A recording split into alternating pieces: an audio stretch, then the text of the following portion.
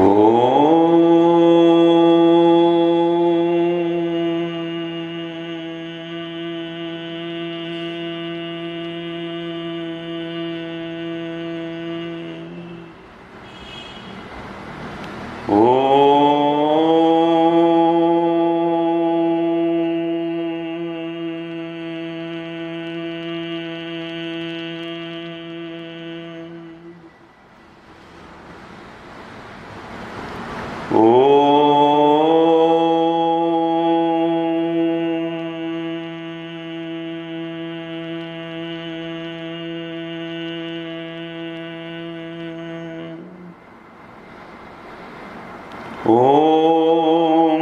सहनाववतु सहनौ भुनक्तु सह वीर्यं करवावहै तेजस्विनावधीतमस्तु मा विद्विषावहै।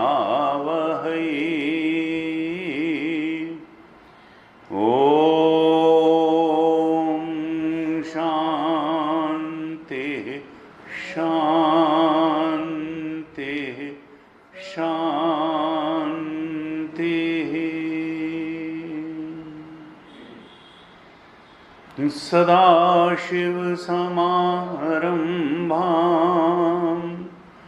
शङ्कराचार्यमध्यमाम् अस्मदाचार्यपर्यन्तां वन्दे गुरुपरम्पराम्। अज्ञानतिमिरान्धस्य ज्ञानाञ्जनशलाकया चक्षुरुन्मीलितं येन तस्मै श्री गुरवे नमः। तस्मै श्री गुरवे नमः।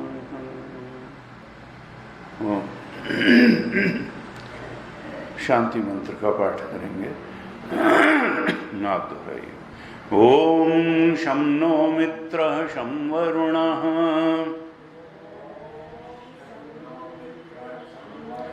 शं नो भवत्वर्यमा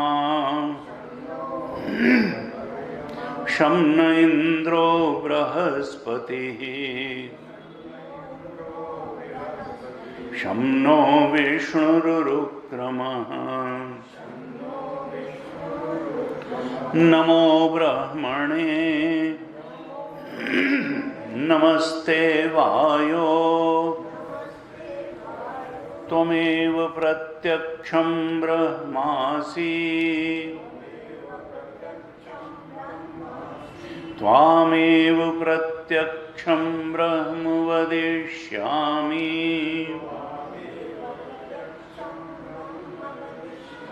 ऋतं वदिष्यामि सत्यं वदिष्यामि तन्माम् अवतु तद्वक्तारम् अवतु अवतु माम् अवतु वक्तारम्। ॐ शान्तिः शान्तिः शान्तिः।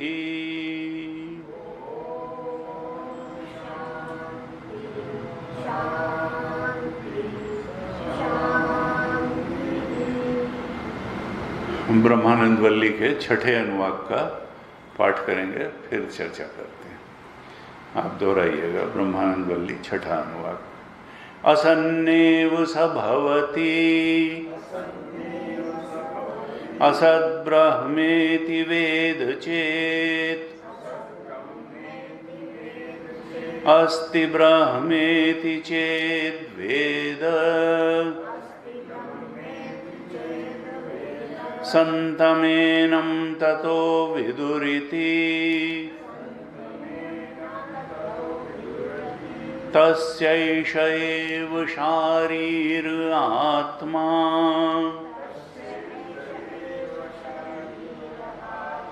यः पूर्वस्य अथातोऽनुप्रश्नाः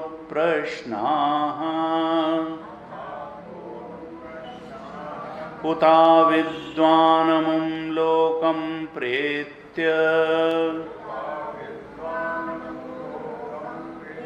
कश्चन गच्छति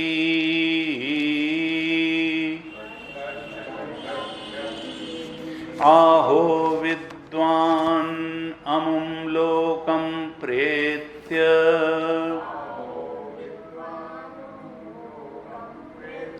कश्चित् समश्नुताउ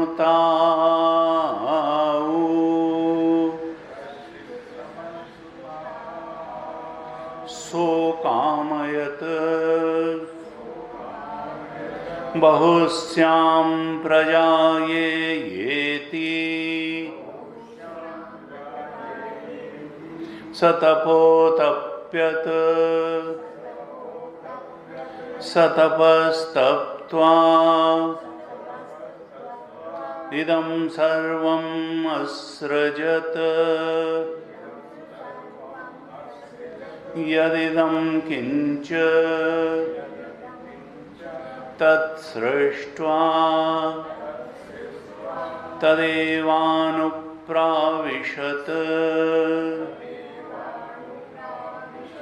तदनुप्रविश्य सच्चत्यच्च अभवत् निरुक्तं चानिरुक्तं च निलयनं चानिलयनं च विज्ञानं चाविज्ञानं च सत्यं चानृतं च सत्यमभवत् यदिदं किंच तत्सत्यम् इति आचक्षते तदप्येष श्लोको भवति तदप्येष श्लोको भवति।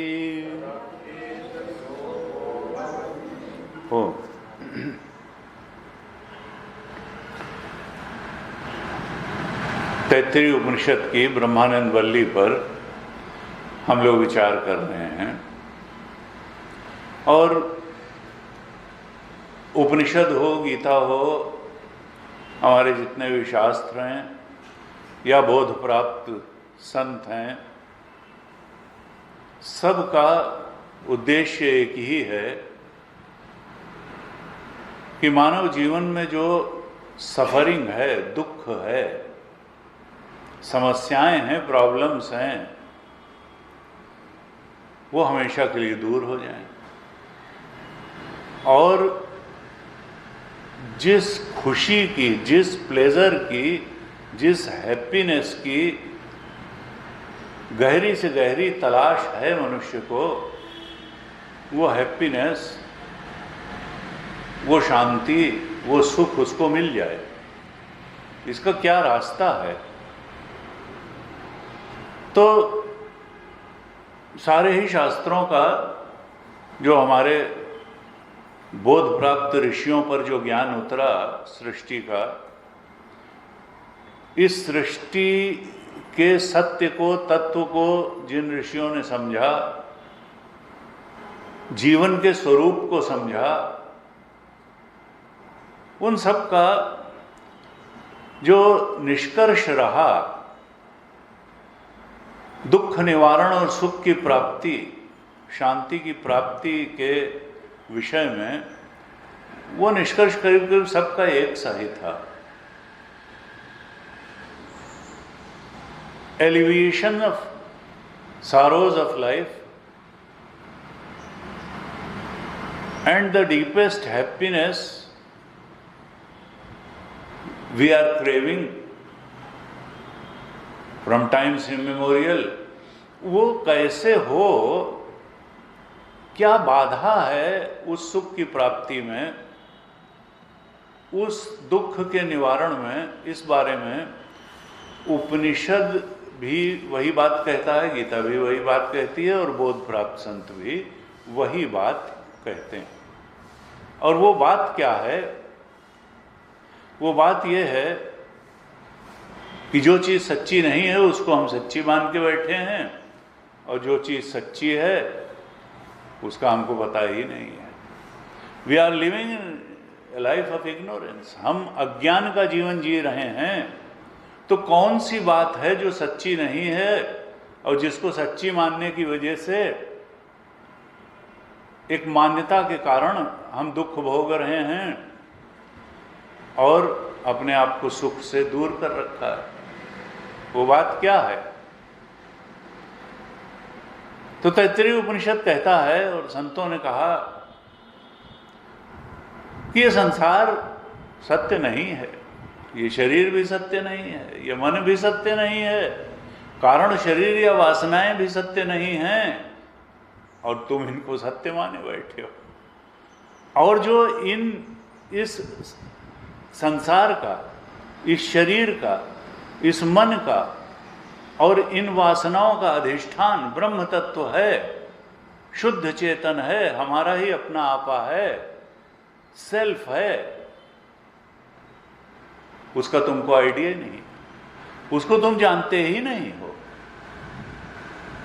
तुम जो झूठी चीज है उसको बहुत सच्ची मान के बैठे हुए हो, और जो सच्ची चीज है उसको जानते हो नहीं और जानने को तैयार भी नहीं हो। अगर कोई अज्ञानी व्यक्ति यही जान जाए कि वो अज्ञानी है और उस अज्ञान को छोड़ने के लिए कमर कस ले, तभी उसका कल्याण हो सकता है।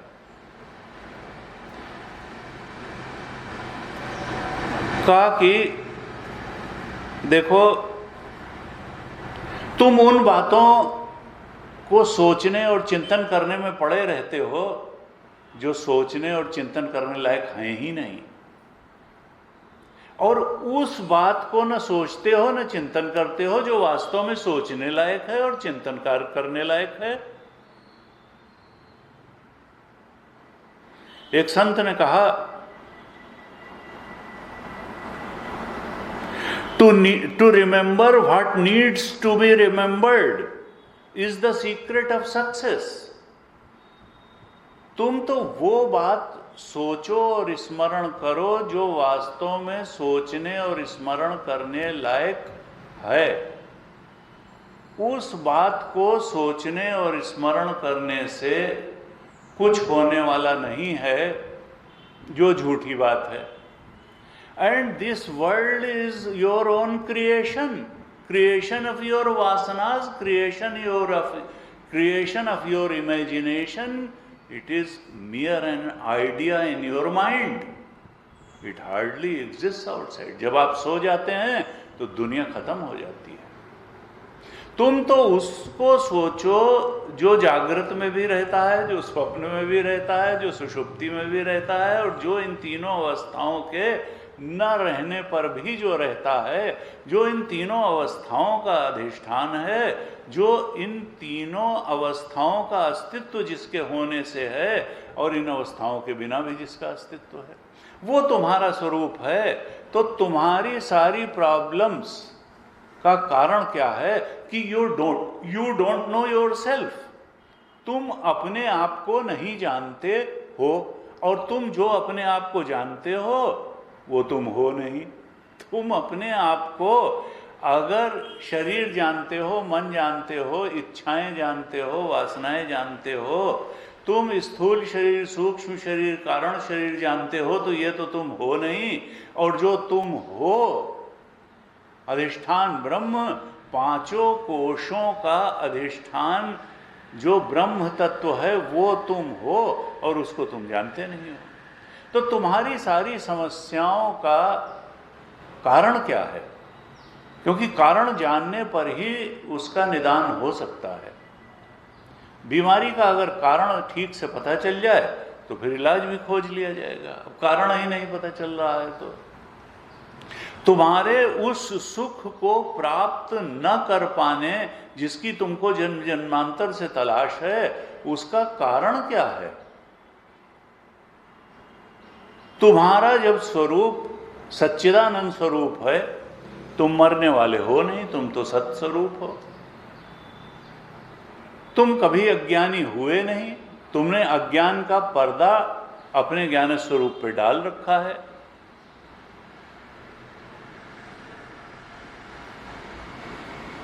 अज्ञानेन आवृतम ज्ञानम तेन मोह्यन्ति जंतवः, गीता में कहा। अज्ञान ने ज्ञान को ढक, तुम्हारा स्वरूप तो ज्ञान है, वो कभी जा नहीं सकता है। तुम्हारा सत्स्वरूप है वो, तुम कभी मर नहीं सकते हो, तुम कभी अज्ञानी हो, लेकिन वो ढक गया। जैसे सूरज बादलों से ढक जाता है, ऐसे ही तुम्हारी एक अज्ञान के कारण वो तुम्हारा जो सूर्यवत नित्य प्रकाशित सच्चिदानंद स्वरूप ब्रह्म स्वरूप है वो ढक गया। किससे ढक गया? तुम्हारे ही अज्ञान से। क्या अज्ञान था? अज्ञान का प्रकटीकरण क्या हुआ कि तुम जो कुछ नहीं थे वो तुमने अपने आप को मानना शुरू कर दिया। तुमने अपनी चेतना का तादात्म्य 5 कोशों से कर लिया। You limited your existence with in the purview of 5 कोशास। तुमने अन्नमय कोश में अपनी चेतना को बांध लिया, प्राणमय में बांध लिया, मनोमय में बांध लिया, विज्ञानमय में बांध लिया और आनंदमय। तुम 5 कोशों को ही अपना स्वरूप मानने लगे और जो वास्तव में तुम्हारा स्वरूप था, 5 कोशों का अधिष्ठान सत्यम ज्ञानम अनंतम ब्रह्म सच्चिदानंद, उसको तुम याद करना ही भूल गए। अब निदान क्या है? और फिर तुम जब परेशान हुए तब तुमने उस परेशानी का निदान बाहर खोजा। तुम्हारी मूल समस्या क्या है? Not to know your self, not to know your reality. ये जीवन की सारी समस्या है। लेकिन इसको तो स्वीकार करना ही बड़ा मुश्किल हो जाता है। और फिर हम क्या कहते हैं कि कोरोना हो गया था, इसकी वजह से परेशानी है। कोरोना में पति मर गए, पुत्र मर गया, धन का अभाव हो गया, इसलिए परेशानी है। और जो है जॉब अच्छा नहीं मिल रहा है या मिला हुआ जॉब छूट गया, इसलिए परेशानी के अनेक अनेक हम कारण खोजना शुरू करते हैं। और शास्त्र कहता है कि तुम्हारी परेशानियां तब तक दूर नहीं होंगी, ना अच्छा जॉब, ना दीर्घ जीवन, ना स्वस्थ शरीर, जब तक तुम अपने आप को जान नहीं लोगे। Unless you know your self, your Brahm swaroop, your आत्म स्वरूप, योर सच्चिदानंद स्वरूप, तुम्हारी परेशानियां समाप्त होने वाली नहीं हैं। देह समाप्त हो जाएगा, परेशानियां नहीं समाप्त होंगी। इसलिए मनुष्य जीवन में सबसे बड़ा काम क्या है? What is the purpose of human life? To know your self. जो तुम्हारा सेल्फ है, आत्मा है, उसको जान लेना। यही मनुष्य जीवन का सर्वोच्च कर्तव्य है। और ये मनुष्य शरीर इसीलिए डिजाइंड है और इसीलिए मिला है। साधन धाम मोक्ष कर द्वारा पाए न जेहि परलोक समारा। परलोक का मतलब आत्मलोक ही है। सो परत्र दुख पावई, दुख दूर नहीं होंगे, सिर धुन धुन पचता है। और काल ही कर्म ही ईश्वर ही, मिथ्या दोष लगाई। अपने दुखों के लिए कभी काल को दोष देगा, ये दोष नहीं देगा कि हमने जानने का प्रयास नहीं किया। नहीं जानना तो ठीक है, लेकिन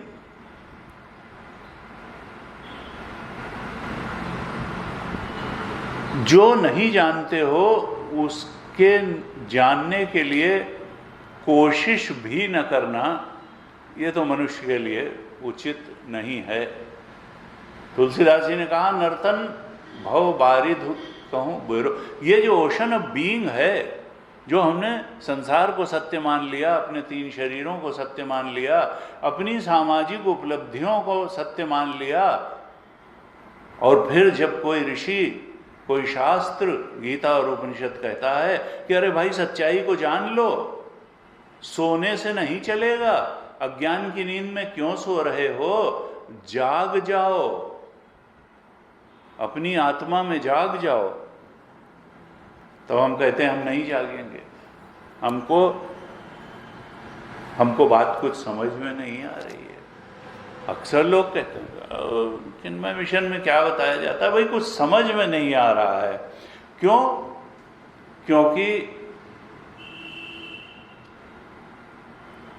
वो इच्छाओं, वासनाओं का ही तो पर्दा है। अज्ञान का मतलब वासना, अविद्या। इच्छाओं के पूर्ति के जीवन में घिसटते रहने को ही हमने जीवन मान लिया है। ठीक है भाई, कम इच्छा पूरी होगी, कम पैसा होगा, ज़्यादा होगा, छोटा घर होगा, बड़ा घर होगा, छोटा जॉब होगा, बड़ा जॉब होगा, लेकिन भाई इच्छाएं तो हैं और इच्छाओं की पूर्ति होनी चाहिए। लेकिन हमने अगर इच्छाओं की पूर्ति को ही जीवन मान लिया है, तो हमारे इच्छाओं में के बंधन, और बंधन यही है, डिजायर का ही बंधन है, इच्छाओं का ही बंधन है, वासनाओं का ही बंधन है, इसी का दूसरा नाम ज्ञान है। अगर हम सच्ची और अच्छी बात को ये कह के छोड़ देंगे कि हमारी समझ में नहीं आ रही है, तो इससे हमारी परेशानियों का अंत नहीं होगा। इससे हमको उस सुख की उपलब्धि नहीं हो जाएगी जिसकी हमको तलाश है। परेशानियों को हम बाहर संसार में खोज लेते हैं, शरीर के कष्ट में खोज लेते हैं, धन के कष्ट में खोज लेते हैं, संबंधों के मिलने बिछड़ने में खोज लेते हैं, और सुख खोजना होता है। तो एक संत ने कहा कि बड़ी सीधी सी बात है कि जब तुमको सुख चाहिए होता है तो तुमने एक मिथ्या कल्पना करके रखी हुई है कि जो सुख तुमको चाहिए वो सुख तुमको मनी, पावर और सेक्स में मिल जाएगा। ये मनी, पावर और सेक्स तुमको सुखी करने वाली चीजें नहीं हैं। अनलेस यू नो योरसेल्फ, तुमको वो सुख मिलने वाला नहीं है जिसकी तुमको जन्म जन्मांतर से तलाश है। तो कहा कि देखो, संत ने कहा कि समाधान फिर क्या है? क्या कहता है उपनिषद, क्या कहता है ब्रह्मानंद वल्ली, क्या कहती है कि समाधान क्या है? कहा काम उपशम उत्कर्ष। ये जो कामनाएं हैं, डिजायर्स हैं, इनको शांत करो, इनको त्यागो, धीरे धीरे त्यागो। और ब्रह्मानंद कोश का जब हमने वर्णन किया तो बड़े स्पष्ट रूप से उसमें हमने, भगवान शंकराचार्य ने भाष्य में कहा था, 5 बातें बताई थी कि ब्रह्मानंद को, जो ब्रह्म का जो कोश है, उसका भी आनंद बढ़ाने के लिए, आनंदमय कोश का भी आनंद, अभी ये ब्रह्म के आनंद की बात नहीं है, ब्रह्ममय जो आनंदमय कोश का आनंद है उसको भी बढ़ाने के लिए विद्या, तप, ब्रह्मचर्य और श्रद्धा, ये 4 चीजें अगर हम जीवन में बढ़ाएं, तपसा तमोघ्नेन, क्योंकि हम आलस में जीते हैं, और शरीर के स्तर के नहीं, मन के स्तर के आलस्य में जीते हैं। और मन का स्तर का आलस्य क्या है कि जो ही बात मन में आई राग द्वेष की, वही सोचना शुरू कर दिया। अरे नहीं, मन की चिंतन के धरातल पर जो संत ने कहा कि अगर तुमने वो बात रिमेंबर करना शुरू कर दिया जो रिमेंबर करने लायक है, remember the unborn and the deathless, तुम तो परमात्मा का चिंतन में इस चिंतन की ऊर्जा शक्ति का उपयोग करो। ये बहुत बड़ी शक्ति है हमारे पास, चिंतन की शक्ति, और इसी चिंतन की शक्ति को बिगाड़ करके हमने अपने को दुखी बनाया है, और इसको सुधार करके ही हम अपने आत्मस्वरूप के बोध में स्थित भी हो सकते हैं। अभ्यास योग युक्तेन चेतसा नाम्यगामिना परमं पुरुषम दिव्यम याति पार्थानु चिंतयन्, 8वें अध्याय का 8वां श्लोक। कहा देखो, remember what needs to be remembered and this is the secret of success. Spiritual success के लिए भी यही सीक्रेट है और वर्ल्डली सक्सेस के लिए भी यही सीक्रेट है कि remember what needs to be remembered, उसी बात को सोचो जो सोचना चाहिए, और उस बात को मत सोचो जो सोचने से कोई फायदा नहीं है, जो और संसार में उलझाने वाली बात हैं, उनमें अपने चिंतन की ऊर्जा नष्ट करने की क्या जरूरत है। इंद्रियस्य इंद्रियस्यार्थे रागद्वेषो व्यवस्थितो तयोर न वशमागच्छेत् तौ यस्य परिपंथिनो, तीसरे अध्याय में। देखो, ये रागद्वेष जो है ये हमारे मन में बहुत गहरे से जड़ें जमा करके बैठा हुआ है, और ये रागद्वेष जो है ये चलता रहेगा। तीसरे अध्याय का 34वां श्लोक है। तो कहा देखो, रागद्वेष में पड़ करके और चिंतन की ऊर्जा को नष्ट करना और इनसे ऊपर उठ करके स्वरूप का चिंतन न करना, अपने ब्रह्म स्वरूप का चिंतन न करना, यही समस्याओं का कारण है और यही समस्याओं का हल भी है। यही समस्याओं का हल है। रागद्वेष तो यस्य परिपंथिनो, ये तुम्हारी ऊर्जा को नष्ट करने वाले हैं। रागद्वेष से प्रेरित संसार कुछ है नहीं। कहा देखो, world is mere reflection of yourself. World has no existence apart from yourself. संसार का तुमसे अलग कोई अस्तित्व ही नहीं है। It is just a reflection of yourself. World has no existence apart from yourself. संसार तुमसे अलग कुछ नहीं है। It is merely a creation of your imagination. ये संसार तुम्हारे इमेजिनेशन का एक खेल है, और हर एक का संसार अलग अलग है। जितनी चीजें तुम्हारे दिमाग में हैं, इसीलिए कहा मनोदृश्यमिदं सर्वं यत् किंचित सचराचरम मनसो ही अमनी भावे द्वैतम नैवोपलभ्यते। कारिका में कहा। यह बात समझ में लगता है कि संसार बाहर है, कहा नहीं, संसार तुम्हारे मन में है। It is creation of your mind. जिसका जैसा मन है उसका वैसा संसार है। संसार में तुम नहीं हो, संसार तुम में है। तुम में है संसार। संसार में ये एक इल्यूजन है कि हम संसार में हैं। नहीं नहीं, संसार तुम में है और तुम्हारा ही क्रिएशन है, तुम्हारा ही इमेजिनेशन है, तुम्हारे ही आइडियाज हैं, और तुम ही ने इसको क्रिएट किया है। तुम ही इसको डिस्ट्रॉय करते हो और तुम ही इसके पार भी जा सकते हो इस संसार के। ये जो तुमने इमेजिनेशन का संसार बना रखा है, you can go beyond it and you can find your real self. तुम अपने आत्मा जो सच्चिदानंद है उसके बोध में प्रतिष्ठित हो सकते हो, लेकिन कैसे? पहले तुम समझो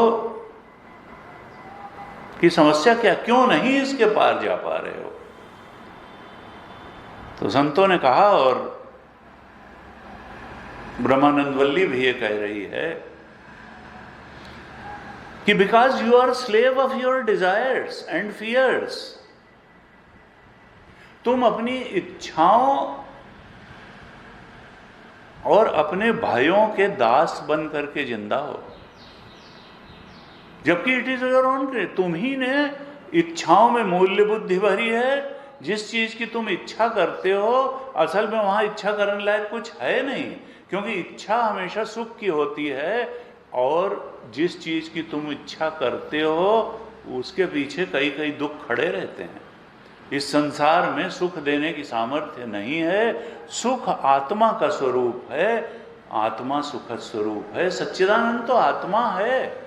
इसलिए शास्त्र तो तुम्हारी मदद करता है कि तुम उस सुख को पाओ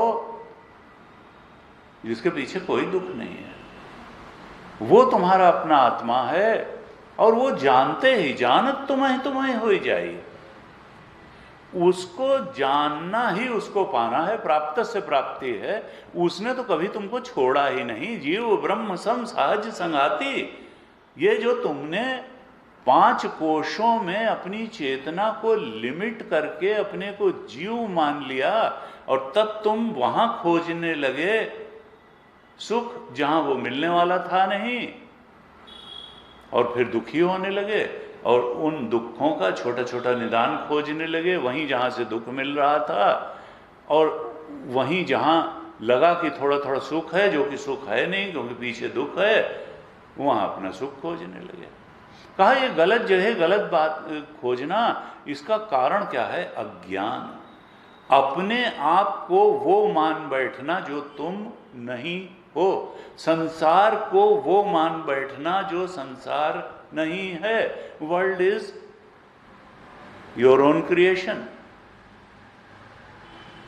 world hardly exists outside you. You are not in the world, world is inside you.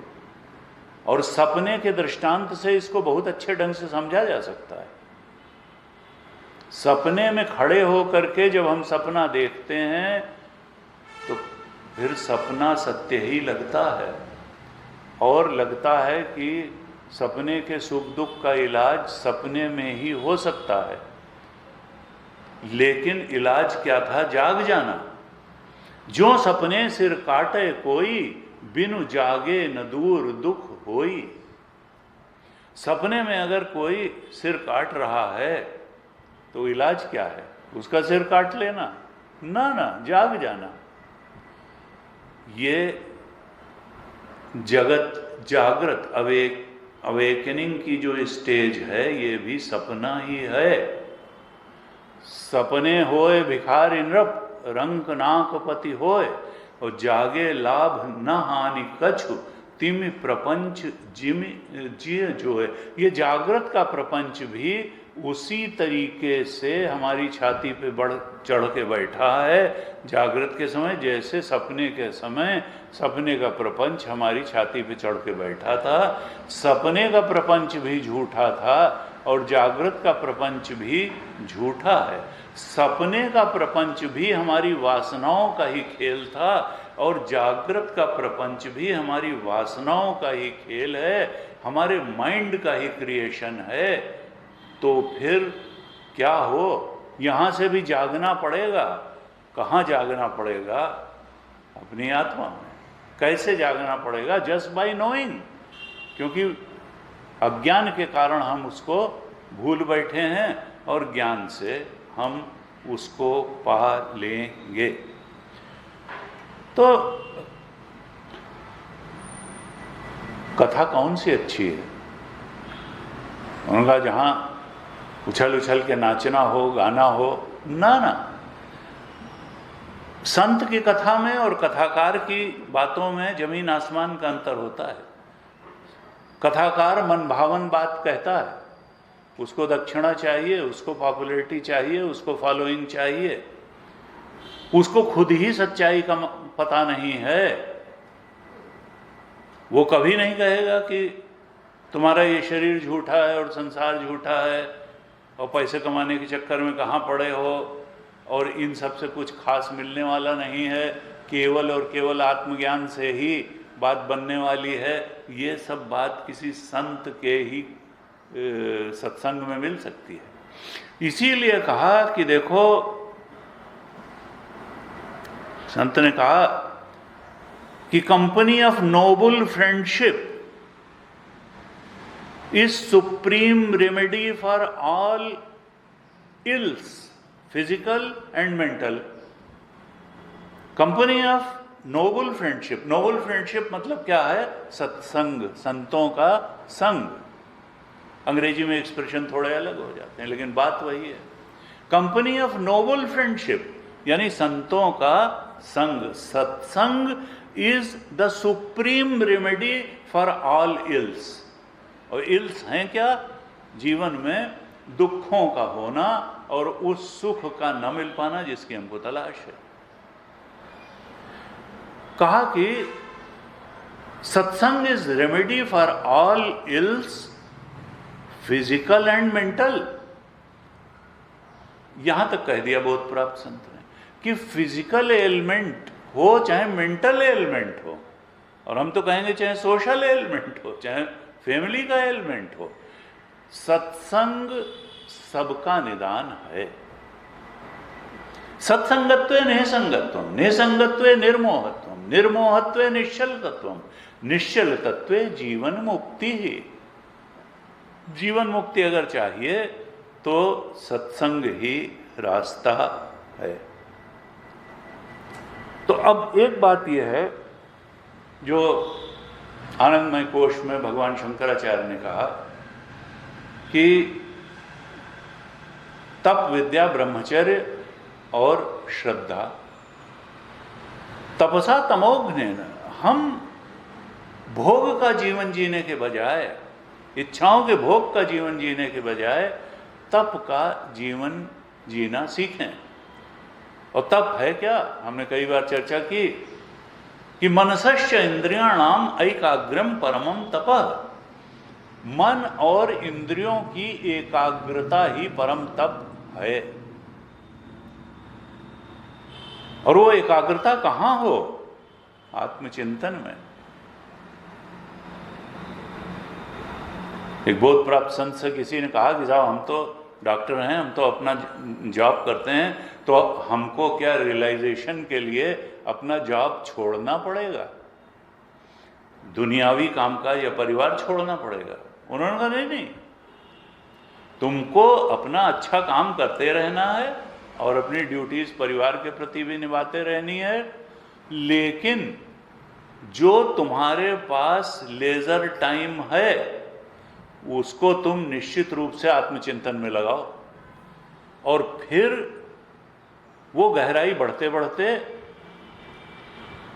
तुम्हारी अनुभूति का धरातल गहरा होता जाएगा, तुम्हें शांति मिलती जाएगी, तुम्हें अंदर से ही एक सुख, शांति और गहरी तृप्ति की प्राप्ति होगी, और वही उस आत्मचिंतन में आगे बढ़ाने के लिए तुम्हारा प्रेरणा स्रोत बन जाएगी। और यही करते करते तुम उस चीज को प्राप्त कर लोगे जो वास्तव में प्राप्त करने योग्य है। तुमको अलग से कोई सब कुछ छोड़ करके कोई साधु सन्यासी का जीवन जीने, हाँ साधु अवश्य है, साधु वही है जो परमात्मा की याद में लगा है, जिसने परमात्मा को सबसे बड़ी चीज समझ रखा है। साधु तो वही है। छठे अध्याय के अंतिम श्लोक में भगवान ने कहा, योगिनाम अपि सर्वेषाम मद्गतेन अंतरात्मना श्रद्धावान भजते यो माम समे युक्त तमो मता। युक्त तम कौन है? कौन है जो पा ही लेगा, अपने स्वरूप को जान ही लेगा, जो सारे दुखों को मिटा ही देगा और परम शांति और आनंद को पा ही लेगा। कहा मद्गतेन अंतरात्मना, जिसने अपने अंतःकरण को, अपने मन को मुझ में लगा दिया है। कम से कम जितना हमारा लेजर टाइम है, हमारे यहाँ तो यह भी कहा गया कि ठीक है, ब्रह्मचर्य आश्रम में, विद्यार्थी जीवन में व्यक्ति सद्गुण क्या है सीखता है, जानता है। गृहस्थ में भोग और अर्जन करता है। वानप्रस्थ में धीरे धीरे त्याग की आदत डालता है। और सन्यास में सब कुछ छोड़ देता है। चौथे पन नृप कानन जाहि, यानी संपूर्ण समय अब धन और अर्जन और भोग के लिए नहीं, संपूर्ण समय परमात्मा चिंतन के लिए, जीवन का अंतिम काल में। तो कहा योगिनाम अपि सर्वेषाम मत गतेन अंतरात्मना, परम योगी वही है जिसकी ध्येय वस्तु ब्रह्म है। अब वो रिमेंबर किसको करता है?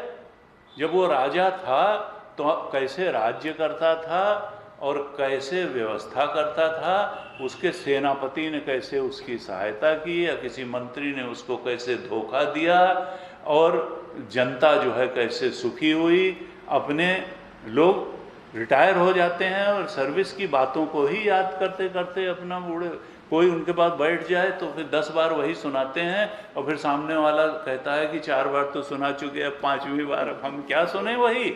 तो जो है, तो कहा नहीं, वो सब नहीं याद करना है। चौथे पन नृप कानन जाहि, अगर कहा गया कि राजा जंगल को जाए, इसका मतलब ये नहीं है कि वही राज्य की ही बातें याद करता रहे। ना ना, परमात्मा के स्मरण के लिए सब कुछ भूल के, सब कुछ छोड़ करके अपने मन को बिल्कुल परमात्म चिंतन, आत्मचिंतन, चारों 5 कोशों के अधिष्ठान ब्रह्म के चिंतन में लगाने के लिए जाए वहाँ। योग वाशिष्ठ में इसके लिए बहुत अच्छी अच्छी कथाएं हैं। तो कहा कि योग नाम भी वो सबसे बड़ा योगी है। ऐसा ही योगी बनाने का गीता का संदेश है। योगी नाम अपनी सर्वेशाम मत गतेन अंतरात्मना। अंतरात्मना का मतलब यहाँ है अंतःकरण, मन, क्योंकि साधना में मन का बड़ा महत्व है। शरीर की साधना तो पीछे पीछे अगर हम, संतों ने यह भी कहा, अगर हम अपना मन ठीक कर लें, अगर हम अपने मन को उस सर्वोच्च के चिंतन में, परम सत्य के चिंतन में लगा लें, तो physical and mental health will follow automatically. प्रारब्धवशात जितना जीवन है वो रहेगा और चलेगा। बहुत परेशान होने की ज़रूरत नहीं है। पैसे भी उतने मिलेंगे, शरीर का स्वास्थ्य भी मिलेगा, मन का स्वास्थ्य भी मिलेगा, सब चीज़ ठीक रहेगी। लेकिन हम उस बात में अपने मन और चिंतन को लगाएं, किसमें? भगवान ने कहा माम, मुझ कृष्ण परमात्मा में, मुझ ब्रह्म तत्व में, आत्म तत्व में लगाओ। और कैसे लगाओ? टेस्ट करने के लिए श्रद्धावान भजते, क्योंकि श्रद्धावान लभते ज्ञान। उस आत्मा का बोध किसको होगा? जो श्रद्धा पूर्वक उस परमात्म तत्व को, ब्रह्म तत्व को जानने का प्रयास करेगा, शास्त्र के माध्यम से, सत्संग के माध्यम से, सद्गुरु के माध्यम से। ते में युक्त तमो मतः, कहा वही युक्त तम है। गीता चाहती है हम युक्त बने, वियुक्त न बने, अयुक्त न बने, युक्त बने। हमने पहले भी चर्चा की, गीता में कई बार युक्त शब्द आता है। और यहाँ भगवान ने इस 6ठे अध्याय के अंतिम श्लोक में युक्त ही नहीं कहा, युक्त तम। युक्त तम कौन है? कहा श्रद्धावान भजते यो माम, जो श्रद्धा पूर्वक मुझे भजता है, अंतःकरण को, चिंतन को मेरे में स्मरण में लगाता है, वही युक्त तम है। भगवान शंकराचार्य ने जब इस पर भाष्य लिखा तो भजते का अर्थ को ये नहीं कहा ओम जय जगदीश हरे स्वामी जय मेरे कष्ट मिटाओ, और ये नहीं भजन है। भजन क्या कहा? ध्यानम करोति, यानी ब्रह्म का ध्यान करने वाला ही परम योगी है। ब्रह्म चिंतन, ध्येय चिंतायाम, ध्यान का मतलब है चिंतन, ब्रह्म स्वरूप का चिंतन, आत्म स्वरूप का चिंतन, to know your self through shastra and sadguru vachan, यही है भजना। सत्संग की बातों को बार बार मन में दोहराना और ज्यादा से ज्यादा सत्संग करना, यही भजन है। और फिर क्या है, भगवान ने 5वें अध्याय के 29वें श्लोक में कहा था, ज्ञात्वा माम शांति मृच्छति। सुहृदम, सर मैं तो सबका सुहृद हूं। आत्मा ने तो कभी छोड़ा ही नहीं, ब्रह्म ने तो, वो तो अधिष्ठान बन के बैठा है। भले हम लाख दुराग्रह करें कि नहीं हम तो अन्नमय कोश हैं, प्राणमय हैं, मनोमय हैं, विज्ञानमय हैं, वो तो कहता है नहीं नहीं असली तो मैं हूं, और तुम अपने को चाहे जो मानो, मैं तो अधिष्ठान रहूंगा ही।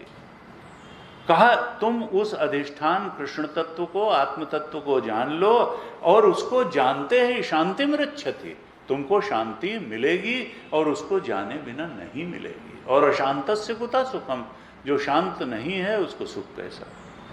तो यहां ये कहा कि परमात्म चिंतन, आत्मचिंतन, ब्रह्म चिंतन, यही उपाय है, यही तप है।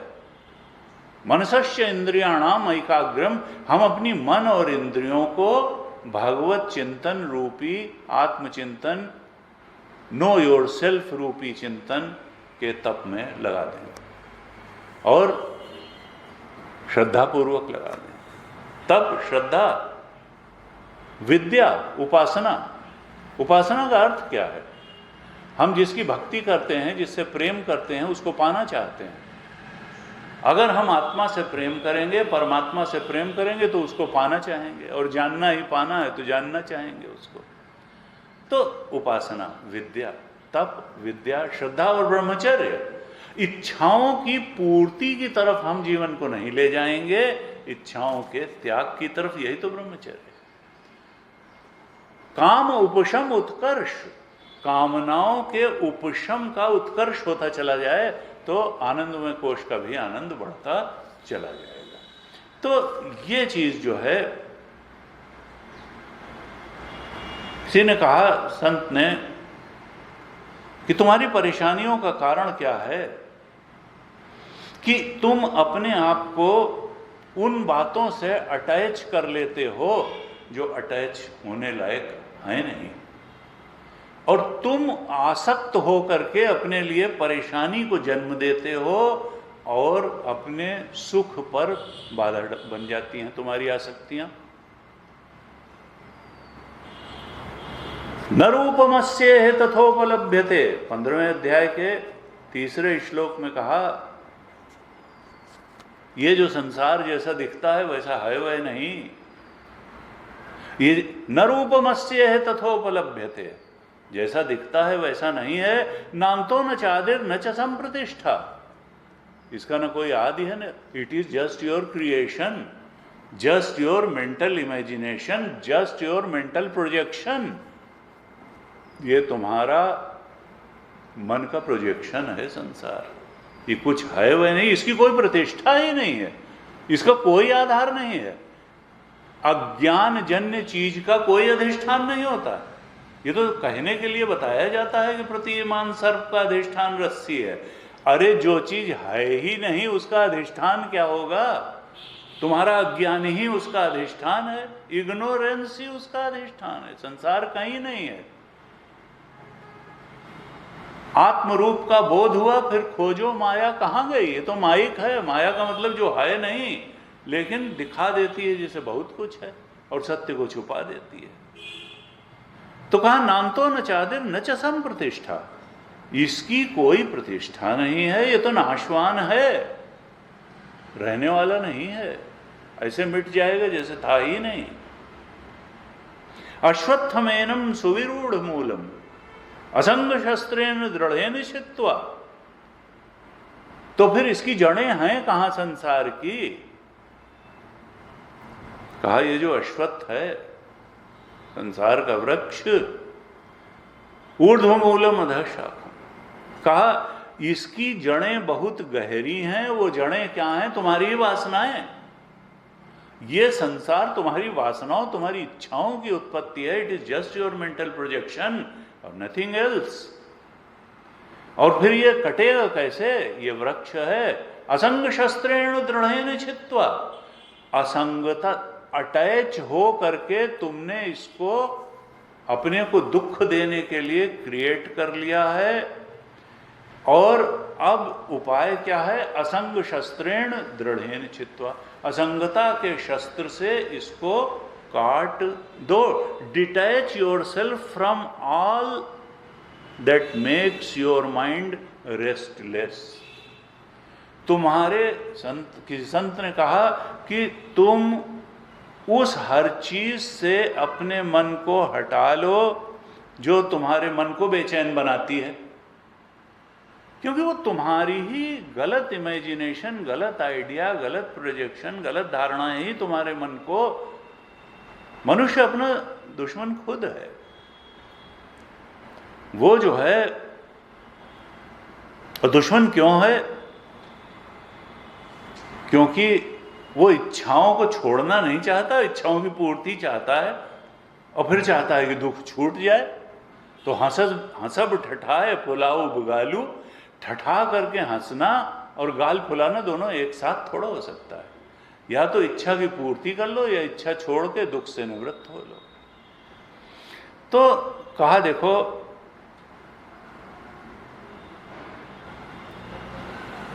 तुम चूंकि अपनी इच्छाओं के गुलाम हो, इसलिए तुम डरते भी हो कि ऐसा ना हो इच्छा ना पूरी हो, कम पूरी हो, ज्यादा पूरी हो। तो don't be a slave of your desires. बार बार संयमोपनिषद हमने दूसरे अध्याय में गीता के कहा था कि be master of your mind and senses. अपने मन और इंद्रियों के तुम मास्टर बनो, गुलाम न बनो। अगर तुम अपने मन और इंद्रियों के गुलाम बने रहोगे तो ये मन और इंद्रियां तुमको दुखी करती रहेंगी और कभी सुखी नहीं होने देंगी, जिससे ये पंचकोश में ही लिमिटेड रखेंगी, संसार में ही भटकाती रहेंगी।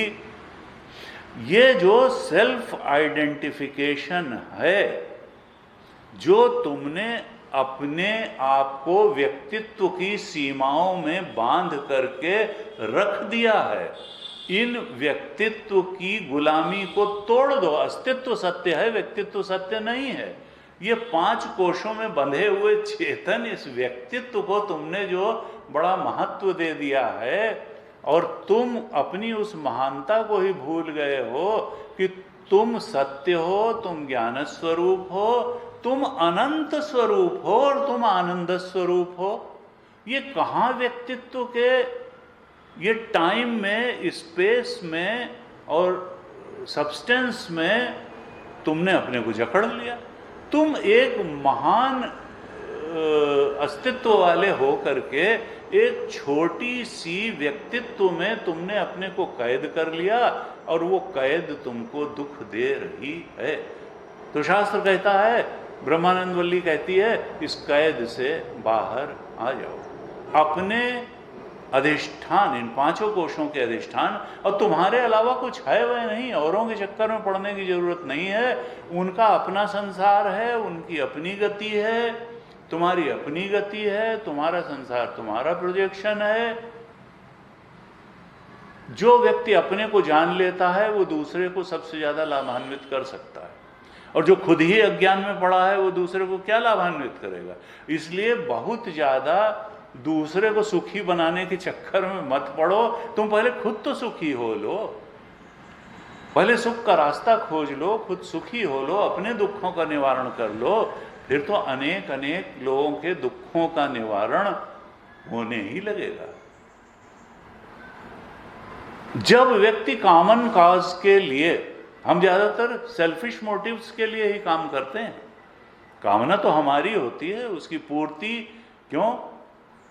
सुखाय कर्माणि करोति लोकः, आत्मनस्तु कामाय सर्वम प्रियम भवति। अपने सुख के लिए ही सब कुछ प्रिय होता है, बृहदारण्यक में कहा। तो पहली चीज ये कि इच्छा पूर्ति द्वारा अपने सुख के लिए काम करने के बजाय निष्काम कर्म, जो गीता कहती है, work for common cause, work for others, उसमें आपका भी काम हो जाएगा। गुरुदेव कहते थे जब आप एक कॉमन काज के लिए काम करना शुरू करते हैं तो सारा यूनिवर्स और उसकी एनर्जी, उसकी शक्तियां आपके पीछे खड़ी हो जाती हैं। सारा यूनिवर्स और उसकी एनर्जीज आपको बल देती हैं उस काम को आगे बढ़ाने के लिए। जब आप परमात्मा का काम करते हैं, अपने परमात्मा स्वरूप को जानने का काम करते हैं या दूसरों को सच्ची राह दिखाने का काम करते हैं, तो आपको मांगने की जरूरत नहीं पड़ती। परमात्मा की सारी सृष्टि की हेल्प आपको मिलना शुरू हो जाती है। तो हम सच्चाई की तरफ कदम बढ़ाएं, अच्छाई की तरफ कदम बढ़ाएं, खुद उस बात को समझें कि भाई डिजायर्स को फुलफिल करना जीवन का उद्देश्य नहीं है। डिजायर्स को कम करना जीवन का उद्देश्य है। और एक दिन अगर ऐसा हो जाए कि प्रजहाति यदा कामान सर्वान पार्थ मनोगतान आत्मन्येवात्मना तुष्ट स्थित, तब तो स्थित प्रज्ञ की ऐसा ब्राह्मणी स्थिति पार्थ। जब विहाय कामान्य सर्वान पुमांश्चरति निस्पृह निर्ममो निरहंकार स शांतिमय। यही शांति का मार्ग है, यही सुख का मार्ग है। अगर हम इच्छाओं को बहुत महत्व देंगे, संसार को बहुत महत्व देंगे, इन पंचकोशों को में बंधे हुए अपने व्यक्तित्व को बहुत महत्व देंगे, तो अस्तित्व का जो सुख है, अस्तित्व का जो ज्ञान है, अस्तित्व की जो सत्यता है, जो हमारी महानता है, जो हमसे कभी अलग ही नहीं हुई, हम उसके प्रति अज्ञानी बने रहेंगे। हम परेशानी में पड़े ही रहेंगे। छोटे छोटे तरीकों से हम दुख को दूर करने का उपाय करते रहेंगे, छोटे छोटे तरीकों से हम सुख पाने का उपाय करते रहेंगे। न तो हमारा दुख दूर होगा, न हमको सुख मिलेगा। इसलिए शास्त्र का क्या आह्वान है कि shed all your desires except one. एक संत ने कहा shed all your desires except one. वो वन क्या है? परमात्मा का चिंतन, ब्रह्म का चिंतन, आत्मस्वरूप। क्योंकि डिजायर इज एनर्जी। डिजायर कोई दुश्मन नहीं है। डिजायर इज, तभी तो कहते हैं विल पावर, इच्छा शक्ति। लेकिन उस इच्छा शक्ति का इस्तेमाल कहां किया? संसार में अपनी इच्छाओं को पूरी करने के लिए या परमात्मा स्वरूप के बोध प्राप्त करने के लिए? तो कहा shed all your desires. All desires कहां की होती हैं? Worldly desires. ये मिल जाए, वो मिल जाए, वो मिल जाए, दुश्मन का नाश हो जाए, मित्र बढ़ जाए, राग द्वेष से ऊपर उठ जाओ। Shed all your desires. अपनी वो डिजायर्स क्या होंगी? Worldly desires. और उनके भी मूल में क्या होगा? Remembering the world. हमारी इच्छा हमेशा यही होती है कि संसार की बातों को सोचते रहें, जितना जरूरत है शरीर को चलाने के लिए, पर उतना सोचो, वो ठीक है। लेकिन ये मत समझो कि उसको सोचने से परमानंद प्राप्त हो जाएगा और इस जीवन की समस्या का हल हो जाएगा, दुख दूर। वो तो ब्रह्म चिंतन से ही होगा। तो shed all your worldly desires, all your desires to remember this world, except one desire। और वो डिजायर क्या? परमात्म चिंतन की, आत्मचिंतन की, ब्रह्म चिंतन की, जो ब्रह्मानंद वल्ली बताने जा रही है। चिंतनीय है, चिंतन योग्य है। उसका चिंतन अगर हम करते चले जाएं तो स्वरूप बोध तक हम पहुंच जाएंगे। ऐसे जो है ये ब्रह्मानंद वल्ली हमारा आह्वान कर रही है। हमने इस छठे अनुवाक के करीब करीब आधे मंत्र पर तो विचार कर लिया। उसके बाद कहते हैं उता विद्वान अमुम लोकम प्रेत्य कश्चन गच्छति। जब ये शिक्षावल्ली और पांचों कोशों का वर्णन शिष्य ने सुन लिया गुरु के मुख से, और उसने ये सुन लिया कि भाई पांचों कोशों का अधिष्ठान जो है वो ब्रह्म तत्व है, यानी सबका सभी ब्रह्मवंशी हैं, सभी 5 कोश वाले हैं, और अज्ञान के कारण 5 कोशों में ही व्यक्तित्व बुद्धि करके बैठे हुए हैं। लेकिन फिर भी चाहे अच्छा आदमी हो, चाहे बुरा आदमी हो, चाहे सद्गुणी हो, चाहे दुर्गुणी हो, सबका अधिष्ठान तो ब्रह्म तत्व ही है। चाहे किसी का विज्ञान में कोश अच्छा हो, चाहे बुरा हो, चाहे मन अच्छा हो, चाहे बुरा हो, चाहे शरीर बीमार हो या बहुत स्वस्थ हो, प्राणमय कोश सबल हो या निर्बल हो, वो अधिष्ठान ब्रह्म तत्व तो सबका वही है। अब उसके मन में प्रश्न होता है इसके बाद कि अगर सबका अधिष्ठान ब्रह्म तत्व है तो फिर इस शरीर को छोड़ने के बाद ये विद्या और अविद्या का क्या राग पाला हुआ है कि नहीं, विद्वान जो है वो विद्या प्राप्त करना जरूरी है, ज्ञान जरूरी है। अरे जब सबका अधिष्ठान ब्रह्म तत्व ही है तो फिर अविद्वान को भी मरने के बाद उसी ब्रह्म तत्व को प्राप्त करना चाहिए और विद्वान को भी मरने के बाद, तो या तो विद्वान और अविद्वान दोनों उसको प्राप्त करते हैं, और या अविद्वान अगर नहीं प्राप्त करता है तो विद्वान भी नहीं प्राप्त करेगा। और उसके लिए दृष्टांत क्या है कि भाई जैसे घड़ा है, अब घड़े में चाहे अमृत भरा हो, गंगा जल भरा हो, या उसमें जहर भरा हो, मदिरा भरी हो, उससे क्या है, घड़ा जब फूटेगा तो जहर और मदिरा वाला घड़ा भी मिट्टी ही बनेगा, और गंगा जल या अमृत से भरा घट भी जो है मिट्टी ही बनेगा जब फूटेगा। तो अब यहाँ पे इसका भगवान शंकराचार्य ने भाष्य लिखा और कहा कि देखो ये फैलेसी है। क्या फैलेसी है इसमें कि शिष्य विद्या के महत्व को नहीं समझ पाया और गलत दृष्टांत से गलत नतीजे पर पहुंच गया, जिसमें कि हम लोगों की मास्टरी है, गलत तर्क से गलत बात पर पहुंच। तो मैं कहा कि भाई यहाँ ये घड़ा और मिट्टी का दृष्टांत काम नहीं करेगा। यहाँ क्या है कि अविद्या के कारण अगर किसी चीज की अनुपलब्धि है तो उसकी उपलब्धि, the thing is already there. अज्ञान के, बल्कि दृष्टांत गुरु जी कहते हैं कंठाभरणवत।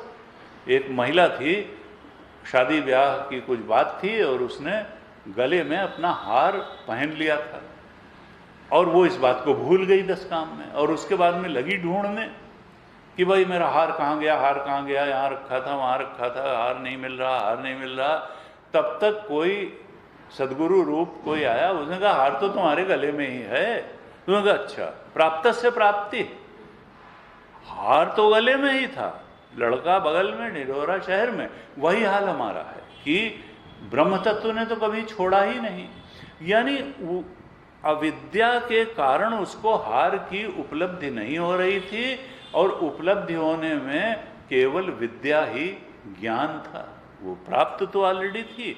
ऐसे ही ब्रह्म तत्व हमारा स्वरूप तो है, केवल अज्ञान के कारण उसकी अनुपलब्धि है। अज्ञानेन आवृतम ज्ञानम तेन मोहे, वो ज्ञान स्वरूप आत्मा अज्ञान के कारण, क्योंकि हमने इतना अटैच कर लिया इन 5 कोशों से अपने को और डिटैच कर नहीं पा रहे हैं, क्योंकि मन में एक भ्रांति है कि इनसे जो इच्छाएं होंगी उससे आनंदमय कोश का आनंद पूर्ति से मिलेगा, दुख का निवारण हो जाएगा, बहुत मजा रहेगा। इसलिए हम शरीर पे शरीर धारण करते चले जाते हैं और फिर वही काम करते हैं। तो कहा कि यहाँ पे फैलेसी क्या है कि जो चीज अविद्या के कारण अप्राप्ति का अनुभव हो रहा है तो विद्या ही उसकी प्राप्ति का उपाय बनेगी। और जब विद्या उसकी प्राप्ति का उपाय बनेगी तो फिर ये तय है कि विद्वान ही उसको प्राप्त करेगा। और अविद्वान उसको नहीं प्राप्त करेगा। इस शरीर को छोड़ने के बाद वो अपनी अज्ञान वासनाओं, इच्छा पूर्ति, अतृप्त इच्छाओं को लिए हुए उनके अनुसार फिर एक शरीर का निर्माण करेगा और वहाँ पर वो फिर उन्हीं इच्छाओं की व्यक्तित्व को धारण, एक नया व्यक्तित्व वो क्रिएट करेगा और फिर उन्हीं इच्छाओं को पूरी करने के लिए जाएगा। हमने पिछली कक्षा में चर्चा की थी, 15वें अध्याय के 9वें श्लोक में भगवान ने कहा था, श्रोत्रम चक्षु स्पर्शनम च रसनम घ्राणमेव च अधिष्ठाय मनश्चायम विषयानुपसेवते। ये सारी इंद्रियों को लेकर के ये जीव अगले गर्भ में चला जाता है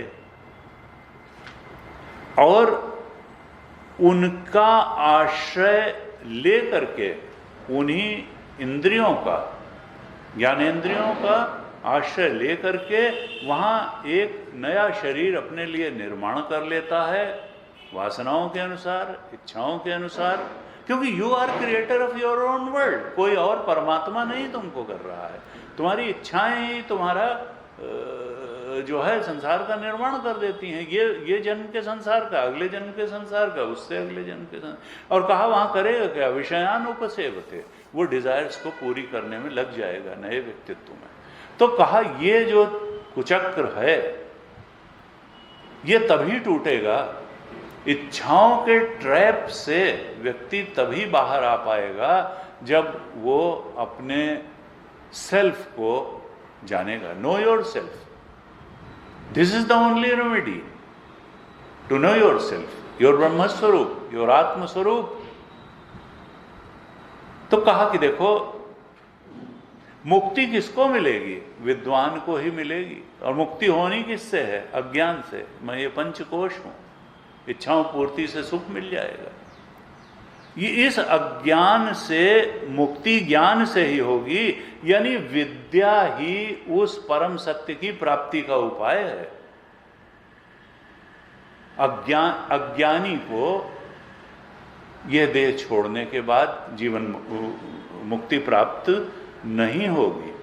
अविद्वान को ब्रह्म प्राप्त नहीं होगा। वो घड़ा और मिट्टी का दृष्टांत यहाँ काम नहीं आएगा, यहाँ कंठाभरण का दृष्टांत है। जो जानेगा वो मुक्त होगा, अपने ब्रह्म स्वरूप में मुक्त हो जाएगा, और जो नहीं जानेगा वो मुक्त नहीं होगा। इसलिए जानना ही उपाय है। ज्ञान जो है, आत्मा का ज्ञान, ब्रह्म स्वरूप का ज्ञान, पंचकोशों के अधिष्ठान का ज्ञान, सत्यम ज्ञानम अनंतम ब्रह्म, शुरुआत में ही कह दिया था कि सत्यम ज्ञानम अनंतम ब्रह्म के भी पहले कहा था कि जो उस ब्रह्म को जानेगा तो वही आपनोति परम, वही परम को प्राप्त कर लेगा। और जानना कहाँ है? निहितम गुहायाम, इन्हीं पंचकोश की गुहा के अंदर जानना है और शास्त्र के अनुसार चिंतन करके जानना है। शंकराचार्य भगवान ने कहा, अविचार कृतो बंध विचारेण निवर्तते। सारा बंधन विचार न करने के कारण है, आत्मविचार न करने के कारण है, अपने ब्रह्म स्वरूप का विचार न करने के कारण है। और विचारेण निवर्तते, विचार से ही इस बंधन से मुक्त हुआ जा सकता है। परमात्मा करें, लेकिन शुद्ध मन बहुत आवश्यक है। इच्छा की कलई खुलना बहुत आवश्यक है। धीरे धीरे समझ बढ़ती चली जाती है, बुद्धि विज्ञान में को शुद्ध होता चला जाता है, मन निर्मल बनता चला जाता है, बुद्धि शुद्ध, और उस दृष्टया